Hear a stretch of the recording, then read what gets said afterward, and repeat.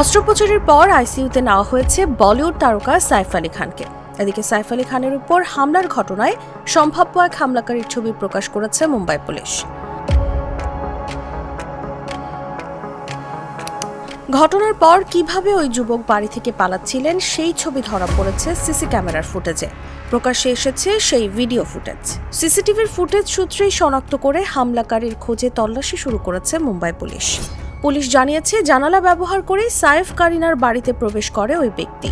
সংবাদ সংস্থা পিটিআই সেই ভিডিও প্রকাশ করেছে। ভারতীয় গণমাধ্যমের এক প্রতিবেদনে বলা হয়, এক ব্যক্তিকে রাত 2:33 সাইফ আলী খানের বাড়ির সিঁড়ি দিয়ে নামতে দেখা গেছে। ওই ব্যক্তি আবার তাকাচ্ছে সিসিটিভির দিকেও। সেই ব্যক্তির পরনে সাদা কলার দেওয়া টি শার্ট, গলার কাছে ঝুলছে গামছা ও তোয়ালে জাতীয় কিছু, পরনে আছে জিন্স, কাঁধে রয়েছে ব্যাগও। সিসিটিভি ফুটেজ দেখেই অভিযুক্ত ব্যক্তিকে ধরতে মাঠে নেমেছে মুম্বাই পুলিশের 10টি টিম।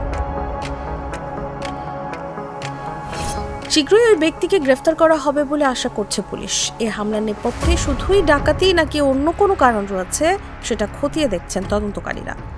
ভারতীয় গণমাধ্যমগুলো বলছে, এখন পর্যন্ত 25 থেকে 30টি সিসিটিভি ফুটেজ খতিয়ে দেখা হয়েছে। সেটা দেখেই পুলিশের অনুমান, হামলার কয়েক ঘন্টা আগে অভিযুক্ত ব্যক্তি বাড়ির ভিতরে উপস্থিত ছিল। বুধবার গভীর রাতে আক্রান্ত হয়েছেন বলিউড তারকা সাইফ আলী খান। ছুরি দিয়ে ক্ষতবিক্ষত করা হয়েছে তার শরীর। রক্তাক্ত অবস্থায় তাকে মুম্বাইয়ের লীলাবতী হাসপাতালে ভর্তি করা হয়। অস্ত্রোপচার করার পর সাইফ আলী খানকে আইসিইউতে নেওয়া হয়েছে।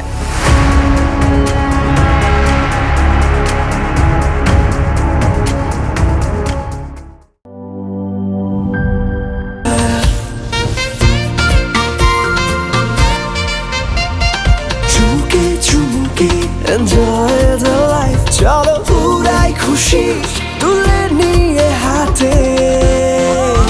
Cheer up, oh oh, cheer up, oh oh, cheer up, oh oh, cheer up. চিল হবে রিফ্রেশিং মুডে।